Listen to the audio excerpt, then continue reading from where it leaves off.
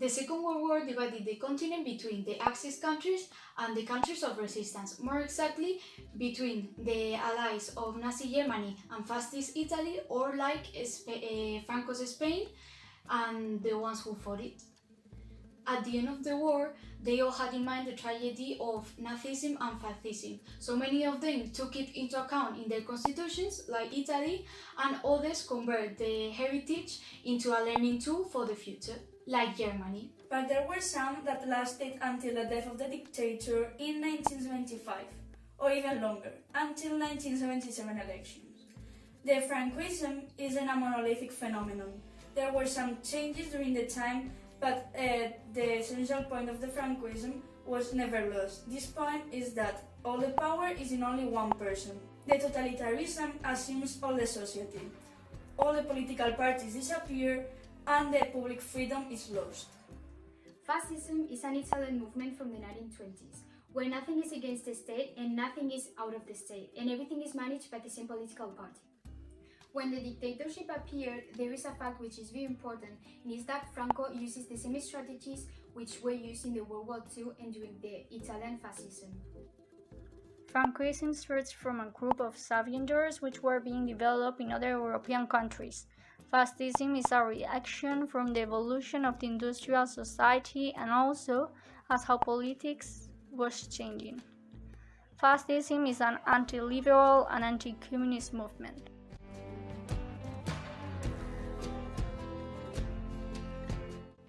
In the middle of the Civil War, the law or reform of secondary education was enacted in 1938, which aim was to reform the education of the Spanish elites and middle classes, and which was in force until 1933.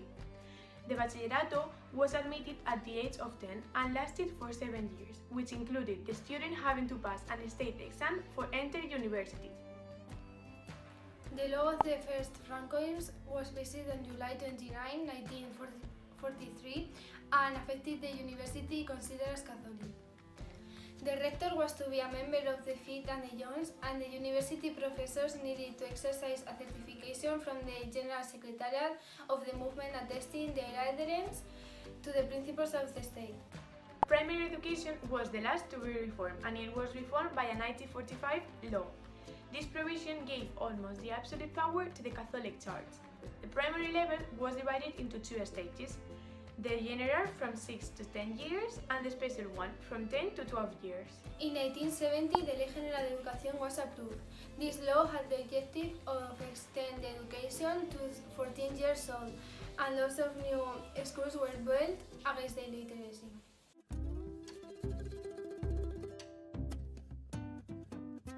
The Franco's dictatorship took place between 1939 and 1975. The new education imposed by the Franco regime had to erase all the aspects of educational renewal and advancement, in addition to forming loyal and dedicated subjects to the new Spain that was being built. The school was to inculcate a series of values that can be summed up in exalted Spanish patriotism, obedience to Franco and to the authorities. All subjects would have a strong ideological aspect in this regard. The second pillar is the defense of Catholic values in the most fundamentalist or national Catholic version. The Church regained the prominence in the education it had lost with the Second Republic. The Catholic religion was again a compulsory subject at all levels, and the institution returned to exercise the moral inspection of schools. The Franco period, since many other governments in the history of Spain, it did of the education the most effective instrument to transmit in the school its own value system.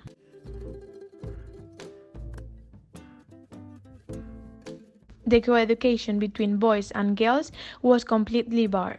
They had different classes or even school centers. Boys and girls have different subjects.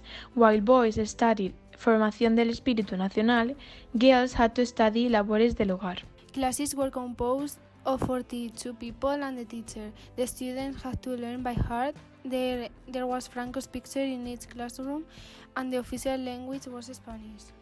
Popular classes had to go to public schools, which hadn't had lots of resources, while high classes went to private schools. Religious orders had a control of education. Before entering class, the Carasol was sung in the courtyard, and praying the Lord's Prayer was a must before teaching. The relationship with the teacher was almost terrifying. He was totally a hierarchical figure. They built people without critical sense. The system which was applied was creating people with a high self-confidence and also authoritarian people. Miss Mazurier, Yes, madam. what are you doing? I'm just studying. I don't think so. Yes, I am. Give me that paper. I don't like liars. I am sorry. No. I was working. Anyway, liars get punished. Put your hands like that. You usually get hit with the rule.